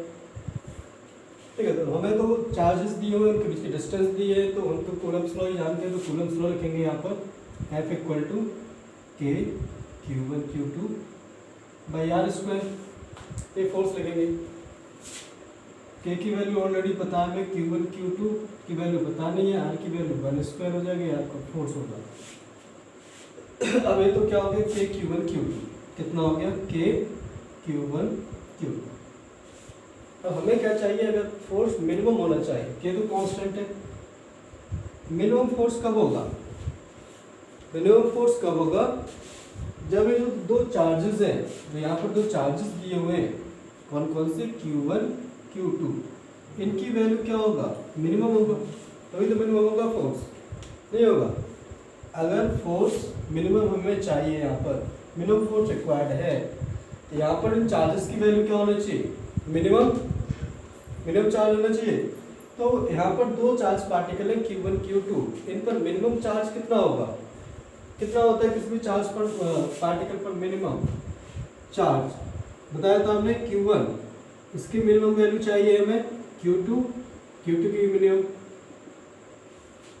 तो बताया था हमने, चार्ज पढ़ाया था जब कि किसी भी चार्ज पार्टिकल पर मिनिमम फोर्स कितना होता है, is equal to elementary charge. तो दोनों पर मिनिमम चार्ज कितना हो जाएगा, एलिमेंट्री चार्ज, तो यहाँ पर मिनिमम फोर्स कितना आ जाएगा, मिनिमम फोर्स हम लिख सकते हैं F minimum equal to K E square. ठीक है, मिनिमम फोर्स क्या होगा दोनों के बीच में, K E स्क्वायर। तो इस तरीके से सिंपल सा एग्जाम्पल हम कर सकते हैं, इस टाइप का सिंपल क्वेश्चन होता है। ठीक है, जैसे सिंपल क्वेश्चन होते हैं जो हम बहुत ज़्यादा नहीं करने वाले हैं, हम क्या कर चलते हैं, और इसमें थोड़ा सा वेक्टर्स का एप्लीकेशन देखेंगे। ठीक है, जैसे हम इस तरीके से एग्जाम्पल ले लेते हैं। सपोज आपको 3 चार्ज पार्टिकल्स गिवन है जो एक ट्राइंगल के वर्सेस पर अरेंज्ड है। एक ट्राइंगल होगा, इसके वर्सेस पर 3 चार्ज पार्टिकल अरेंज है, यहाँ पे Q, यहाँ पर Q और यहाँ पर भी Q, ये 3 चार्ज पार्टिकल अरेंज है। ठीक है, सपोज इसको बोल देते हैं 1, इसको 2, इसको 3। ट्राइंगल की साइड गिवन है A और A आपके ट्राइंगल की साइड गिवन है। आपसे बोला है कि find the force on the charge Q at 1। Versus 1 पर जो चार्ज क्यू रखा हुआ है उस पर क्या निकालना है, फोर्स निकालना है। ठीक है, फोर्स निकालना है, कैसे निकालेंगे, फोर्स कैलकुलेट कर सकते हैं। चार्ज क्यू जो वर्सेस 1 पर रखा हुआ है, वर्टेक्स 1 पर रखा है, इस पर हमें फोर्स कैलकुलेट करना है। ठीक है, तो क्या करेंगे हम, हमारे पास तो एक ही फॉर्मूला है, Coulomb's force.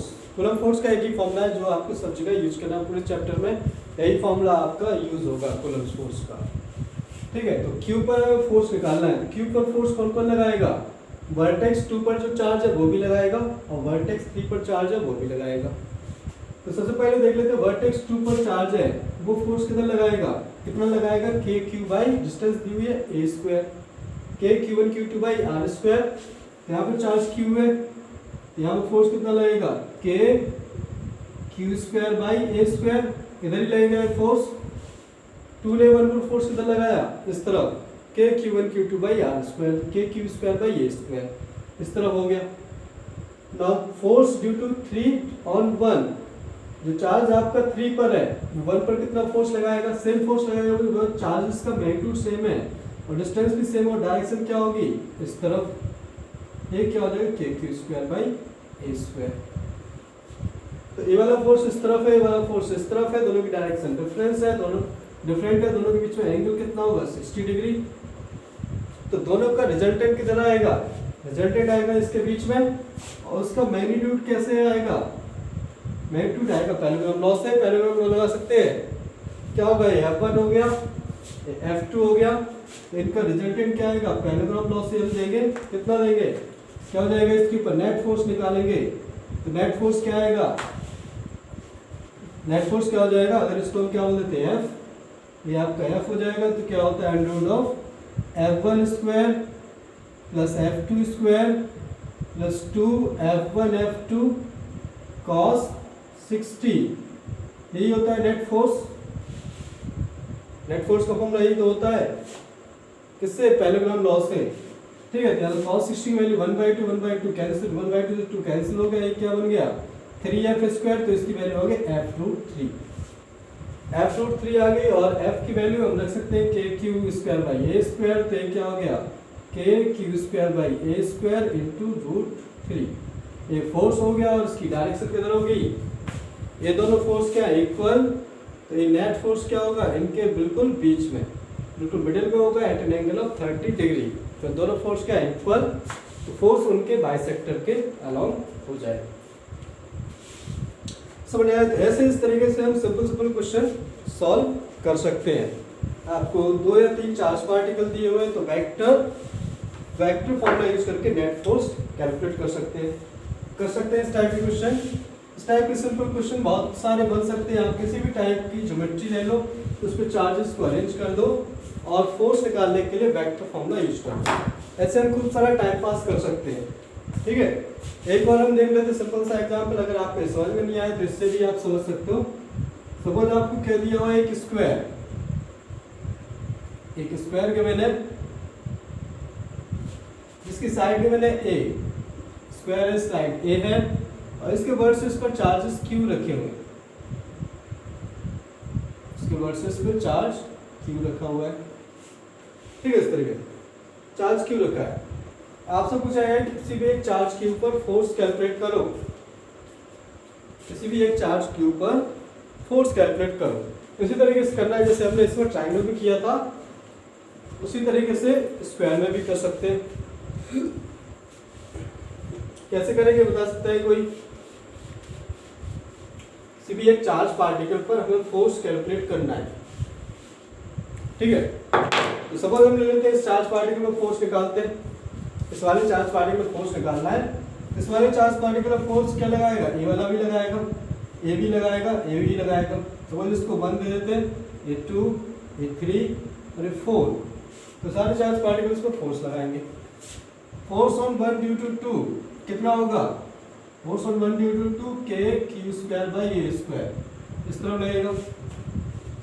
Force on 1 due to 3 इस लाइन क्या लॉन्ग होगा और एक क्या लगेगा? इस फोर्स इधर लगेगा और कितना मैग्नीट्यूड होगा? के क्यू स्क्वायर बाई ये डिस्टेंस कितनी होगी? √2a तो यहाँ से क्या आ जाएगा 2a², ये वाला फोर्स हो गया। Now force on 1 due to 3, force on 1 due to 4, इसकी वजह से फोर्स कितना आएगा नीचे, ये फोर्स नीचे आ जाएगा और इसकी वैल्यू भी क्या होगा kq²/a²। इस तरीके से तीनों चार्ज पार्टिकल 2, 3, 4 की वजह से आपका 1 पर फोर्स आ गया, ठीक है। यहाँ पर क्या था q, ये 1 पार्टिकल। अब ये तीन फोर्सेज है, इनका रिजल्टेंट निकाल सकते हैं। कैसे निकालेंगे, ये दोनों फोर्स है, ये क्या होगा एंगल 45, इन दोनों का रिजल्टेंट इसी के लोग आएगा, नहीं आएगा बिकॉज दोनों इक्वल फोर्स है तो इसके अलोंग ही इसका रिजल्टेंट आएगा। तो इन दोनों फोर्सेस का रिजल्टेंट इसके अलोंग आएगा, ये ऑलरेडी इसके अलोंग है, दोनों को ऐड कर देंगे। तो इन दोनों का रिजल्टेंट कितना होगा, इन दोनों का रिजल्टेंट एफ है तो दोनों का रिजल्टेंट f√2 हो जाएगा। तो नेट फोर्स क्या हो जाएगा, अगर हम नेट फोर्स लिखेंगे यहाँ पर तो ए फोर्स ऑलरेडी था आपका kq²/2a², इन दोनों का रिजल्टेंट आएगा f√2, तो ये हो जाएगा kq²/2a² और ये हो जाएगा √2 और इस पे ऐड कर देंगे तो आ जाएगा ये 1/2। ये आपका नेट फोर्स होगा। नेट फोर्स की डायरेक्शन क्या हो जाएगा, at an angle of 45 degree. ये हमारा आंसर है। समझ आया सबको? तो ये क्या बिल्कुल सिंपल सा आपके क्या एग्जांपल्स है, आपको सीधा सीधा फोर्सेस को ऐड करना है वेक्टोरियली, वेक्टर का फॉर्मूला लगाकर आपको सॉल्व करना होता है। ऐसा हम खूब सारा टाइम पास कर सकते हैं। जैसे एक और ले लेते हैं हम, सपोज इस तरीके से हमें गिवन है वही सेम स्क्वायर गिवन है और इस तरीके चार्ज दिए हुए, यहाँ पे q, यहाँ पर q, यहाँ पर क्या दिया हुआ है -q और यहाँ पे q दिया हुआ है, ठीक है। और यहाँ पर क्या है, इसके जो सेंटर है, स्क्वायर का सेंटर है वहां पर O पर, यहाँ पर एक चार्ज पार्टिकल रखा हुआ है q। तो आपसे पूछा है कि इस चार्ज पार्टिकल जो सेंटर पे रखा है इस पर फोर्स कितना है। सेंटर पे चार्ज पार्टिकल रखा है, उस पर फोर्स कितना होगा, बता सकता है कोई, कितना फोर्स आएगा, कितना फोर्स आएगा चार्ज पार्टिकल जो सेंटर पर रखा है, कितना फोर्स होगा इस पर? जीरो नहीं होगा। क्या होगा फिर? अगर हम इस पार्टिकल पर ये सारी साइड्स क्या ले लो, ए ले लो, ए ले सकते हैं, ठीक है, ए ले सकते हैं। तो इस पार्टिकल पर क्या देखेंगे, अगर इस पर क्यू की वजह से फोर्स निकालेंगे तो इस तरफ आएगा और इसकी वजह से तो ये दोनों तो कैंसिल हो जाएंगे इनके फोर्स, बट इसकी वजह से फोर्स किधर आएगा, इस तरफ, और इसकी वजह से फोर्स भी इसी तरफ आएगा। तो ये दोनों क्या हो जाएंगे, ऐड हो जाएंगे, ठीक, ये दोनों ऐड हो जाएंगे तो नेट फोर्स क्या आएगा, इसकी वजह से कितना फोर्स लगेगा, ये वाली साइड हमें पता होना चाहिए, ये वाली साइड क्या होगी a/√2, पूरी a√2 होती है, उसका हाफ क्या होगा a/√2 और सेम ये a/√2 ये भी होगी। तो नेट फोर्स यहाँ पर लिख सकते हैं, नेट फोर्स ये कितना हो जाएगा kq²/a/√2 का होल स्क्वायर और इसका 2 टाइम्स, तो कितना आ जाएगा 4kq²/a², 4kq²/a², डायरेक्शन क्या होगा टुवर्ड्स -q की तरफ हो जाएगा, फ्रॉम O to -q, ये डायरेक्शन हो जाएगा। तो समझ आया? इसी में अगर हम क्या ले लेते हैं, q की जगह और -q कर देते हैं, q की जगह अगर हम -q कर देते हैं, ठीक है, सपोज इस तरीके से यहाँ पे -q था, यहाँ पर भी -q ले लो, ये q है या q है। फिर से आपसे बोला गया कि जो सेंटर पर चार्ज पार्टिकल रखा है q, सेंटर पर चार्ज पार्टिकल q रखा है, इसको फोर्स निकालो। तो आप कितना फोर्स आएगा, सेंटर पर चार्ज पार्टिकल रखा है, इसमें फोर्स क्या आएगा, तो जैसे इस पर फोर्स लग रहा था इन दोनों की वजह से ऐड हो जाएगा, इसकी वजह से इसकी तरफ, और -q की वजह से अट्रैक्शन फोर्स लगा, दोनों इस तरफ आ जाएंगे। इस फोर्स की वैल्यू क्या होगा, इस फोर्स की वैल्यू लिख सकते हैं k2 × kq²/a/√2 का होल स्क्वायर, और सिमिलर फोर्स इधर भी लगेगा, ये फोर्स क्या होगा 2 × kq²/a/√2 का होल स्क्वायर, ये होगा। इन दोनों का रिजल्टेंट निकाल लेंगे तो नेट फोर्स आ जाएगा, ये क्या आया 4kq²/a² और 4kq²/a², जो अभी निकाला था दोनों का रिजल्टेंट आ जाएगा इसके अलोंग, इसके अलोंग दोनों का नेट आ जाएगा। ठीक है, तो दोनों का नेट निकाल सकते हैं। दोनों का नेट क्या आएगा, F net equal to 4k/a², ये वाला फोर्स हो गया, दोनों इक्वल है, और दोनों के बाइसेक्टर के अलोंग नेट फोर्स आएगा, तो ये √2 हो जाएगा। इतना नेट फोर्स आएगा, और जिसकी डायरेक्शन क्या होगी, इसके अलोंग एफ नेट। इस तरीके से हम सिंपल वेक्टर्स का यूज कर सकते हैं। ठीक है, वेक्टर्स का यूज करके फोर्स निकाल सकते हैं। अगर आपके चार्ज सिमेट्रिक रखे हुए जैसे इस तरीके से रखे हुए थे, यहाँ पे Q और यहाँ पे क्या रखा हुआ है -Q, इधर आपका Q रखा हुआ है और इधर भी Q रखा हुआ है।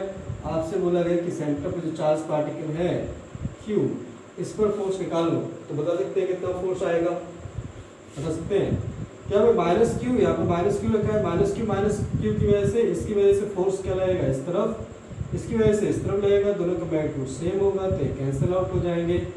सिमिलरली इसकी वजह से इस पर फोर्स इस तरफ लगेगा, इसकी वजह से इस तरफ लगेगा, तो ये भी फोर्सेस कैंसिल आउट हो जाएंगे, तो नेट फोर्स क्या होगा, 0 होगा।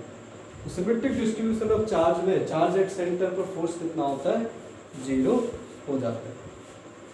इस तरीके से हम बेसिक सिंपल है, एग्जांपल है, खूब सारा टाइम पास हम कर सकते हैं। ठीक है, लेकिन हम बहुत सारे इस टाइप के सिंपल क्वेश्चन कर सकते हैं, वो हम नहीं करने वाले। थोड़ा और हम क्या करते हैं, थोड़ा अच्छे से क्वेश्चंस पर चलते हैं। एक और हम क्वेश्चन कर लेते हैं जिसको हम क्लॉक प्रॉब्लम बोलते हैं। घड़ी वाला क्वेश्चन एक नोटबुक बुक का आपका क्वेश्चन है।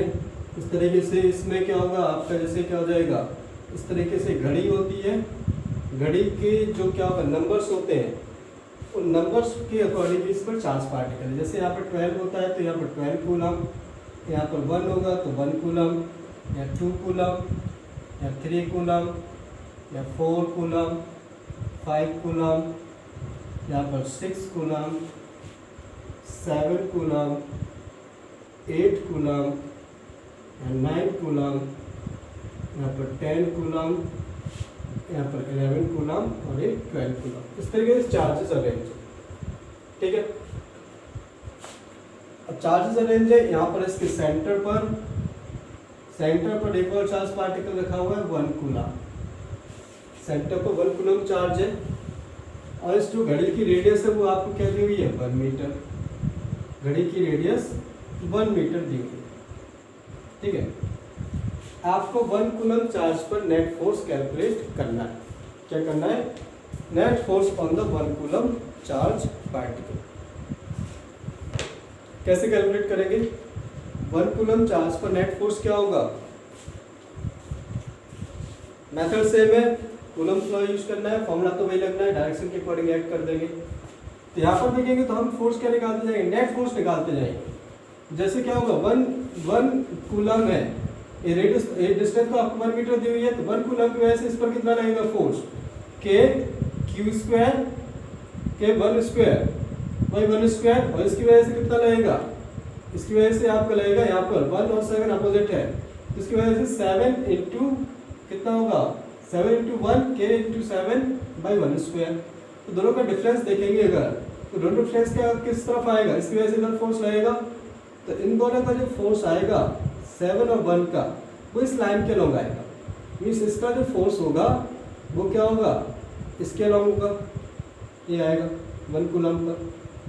1 कूलम फोर्स पर 7 और 1 का फोर्स कितना बचेगा, 6K, यही बचेगा, 6K तो बचेगा।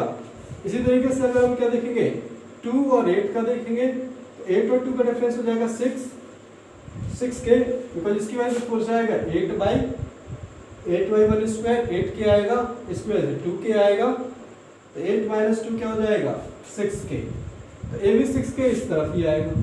ठीक है, तो इसको हम F इक्वल टू 6K लिख लेते हैं कुछ देर के लिए, F इक्वल टू 6K, तो इसकी वजह से अभी F लगा। ठीक है, इसकी वजह से, और इसकी वजह से क्या लगेगा, अगर हम इस तरीके से देखेंगे तो इसकी वजह से फोर्स लगेगा इधर, ये भी F लगा। ठीक है, एक इसकी वजह से लगेगा था, इसकी वजह से। सिमिलरली 9 और 3 में देखेंगे तो 9 का फोर्स इधर होगा, 9 कूलम का चार्ज का फोर्स इस तरफ, और 3 का इस तरफ, तो 9 माइनस 3 6 बचेगा, तो इसका ही फोर्स 6K आएगा, और वो इस तरफ हो जाएगा। ठीक है, इन दोनों का फोर्स इस तरफ।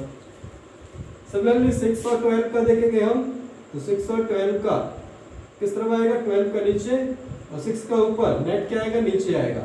ये भी क्या हो जाएगा आपका 6 कूलम, ये भी F हो जाएगा। 11 5 का देखेंगे, ये भी आपका क्या आएगा, F आएगा इक्वल टू 6K। और 10 4 का अगर हम देखेंगे तो 10 4 का भी कितना आ जाएगा, F, ये भी F आ जाएगा 6K। इस तरीके के डिफरेंट फोर्सेस आपके आ गए। ये हमने क्या निकाला, पेयर ऑफ अपोजिट चार्जेस का फोर्स निकाला। तो ऐसे कितने फोर्स आ गए हमारे पास, 6 फोर्सेस आ गए। अब हमें क्या निकालना है, इनका रिजल्टेंट निकालना है। रिजल्टेंट निकालने के लिए हमें इनके बीच में एंगल पता होना चाहिए। तो हमें पता है कि एक पेयर ऑफ क्या होगा, एक जो पेयर ऑफ फोर्सेस है इनके बीच में फोर्स कितना होगा, कॉन्सेक्यूटिव फोर्स के बीच में 30 डिग्री। ये सारे एंगल क्या हो जाएंगे, 30 डिग्री। ये 30 डिग्री एंगल हो गया। तो इनका रिजल्टेंट निकाल सकते हैं। रिजल्टेंट निकाल लो, कंपोनेंट्स कर लो यहाँ पर हॉरिजॉन्टल वर्टिकल में। तो हम हॉरिजॉन्टल वर्टिकल में देखेंगे तो हम क्या करते हैं, जैसे इस वाले फोर्स का वर्टिकल कंपोनेंट देखेंगे तो F sin 30 आएगा और इस वाले का भी F sin 30। इस वाले फोर्स का F sin 30, इसका F sin 30 कैंसिल आउट हो जाएंगे, होंगे नहीं होंगे।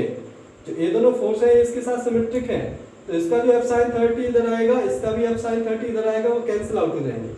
सिमिलरली इस वाले फोर्स का ये क्या एंगल 60, तो इसका F sin 60 इधर आएगा, तो इसका भी F sin 60 इधर आएगा, तो वो भी कैंसिल हो जाएंगे। तो वर्टिकल डायरेक्शन में ओनली कौन सा फोर्स बचा, F, यही तो बचा, बाकी वर्टिकल वाले सारे कैंसिल हो गए। और हॉरिजॉन्टल में क्या आएगा, इसका F cos 60, F cos 30 और इसका F cos 30, ये ऐड हो जाएगा। और यहाँ पर क्या होगा, इसका भी F cos 60 और F cos 60। तो इनको इस तरीके से आप बना लेते हैं। यहाँ पर हॉरिजॉन्टल में क्या क्या फोर्स होगा, अगर हॉरिजॉन्टल में यहाँ पर फोर्स देखेंगे यहाँ पर इस तरीके से, तो F तो पहले से था प्लस ये F cos 30 आएगा और F cos 30, यहाँ से 2F cos 30 ये हो गया, प्लस इसका F cos 60 आएगा और यहाँ से भी इसका F cos 60, ये हो गया 2F cos 60। ये हॉरिजॉन्टल वाला फोर्स हो गया। और वर्टिकल में कौन सा फोर्स है, ओनली F। वर्टिकल में फोर्स क्या हो गया, F हो गया। इन दोनों का रिजल्टेंट निकाल सकते हैं। F की वैल्यू ऑलरेडी पता है हमें कितना है, F की वैल्यू 6K। इन दोनों का रिजल्टेंट क्या आएगा, इस तरफ इसकी वैल्यू पहले निकालो, इसकी वैल्यू क्या आ जाएगी, cos 60 1/2, 1/2 से 2 कैंसिल हो गया, F तो बचा 2F, तो यहाँ से क्या आ गया F, और ये cos 30 क्या हो गया, √3/2, तो यहाँ से आ गया 2 + a √3, F × 2 + √3, यही आया। ये F बचा, F + F 2F, यहाँ से बचा √3, 2 + √3, इसकी वैल्यू बचा और F है। F की वैल्यू क्या था 6K। तो यहाँ पर हम नेट फोर्स लिख सकते हैं, नेट फोर्स क्या हो जाएगा, नेट फोर्स आप वेक्टर फॉर्म में लिख सकते हो। यहाँ पर वेक्टर फॉर्म में x कंपोनेंट हो गया, y कंपोनेंट, तो x कंपोनेंट के साथ i कैप लिख देंगे, तो ये क्या होगा 6K 2 + √3, 6K 2 + √3 i कैप, और इसकी वैल्यू क्या होगा -6K j कैप। ठीक है, इस तरीके से फोर्स को हम वेक्टर फॉर्म में भी लिख सकते हैं। ठीक है, तो इसका क्या होता है, डिफिकल्ट क्वेश्चन होता है। डिफिकल्ट क्वेश्चन ये इसमें बस क्या है, मैथ्स है। ठीक है, तो जितने भी हमने यहाँ पर क्वेश्चन कराए उसमें इलेक्ट्रोस्टैटिक कुछ डिफिकल्ट नहीं है। इलेक्ट्रोस्टैटिक्स का जो सिंपल फॉर्मूला लगना है KQ/R², बस क्या होगा यहाँ पे मैथ्स थोड़ी ज़्यादा लगेगी, और मैथ्स में क्या होगा, वेक्टर्स। इसलिए आपको यहाँ पर जितने भी क्वेश्चंस आएंगे वहाँ पर वेक्टर्स अच्छे से आना चाहिए। ठीक है, इसके अलावा और जो आगे नेक्स्ट क्लास में हम क्वेश्चंस करेंगे और प्रैक्टिस करेंगे वहाँ पर, और आपको काइनेमैटिक्स बेसिक जो मैकेनिक्स है वो बहुत ज़्यादा क्या होगा, यूज होगा। इसलिए जो भी आपकी क्लास 11 की बेसिक मैकेनिक्स है वो आपको अच्छे से आनी चाहिए। इसके अलावा वेक्टर सबसे ज़्यादा इंपॉर्टेंट है, क्योंकि क्वेश्चंस क्या होंगे, वेक्टर के फॉर्म में ज़्यादातर होंगे। तो एक बार आप इसको बेसिक वेक्टर्स तक, तो वेक्टर्स और काइनेमैटिक्स अच्छे से रिवाइज कर लें तो ज़्यादा आपके लिए फ़ायदा होगा और ज़्यादा अच्छे से समझ में आएगा। नहीं तो आगे के लेक्चर में समझने में क्या हो जाएगा, थोड़ा सा डिफिकल्ट होगा। तो आज के लेक्चर में हमने बेसिक फोर्सेस का कैलकुलेशन किया। नेक्स्ट क्लास में थोड़ा और इस पर प्रैक्टिस करेंगे और फिर बेसिक इसके जो मैकेनिक्स से 12 क्वेश्चन है वो हम डिस्कस करेंगे। ओके।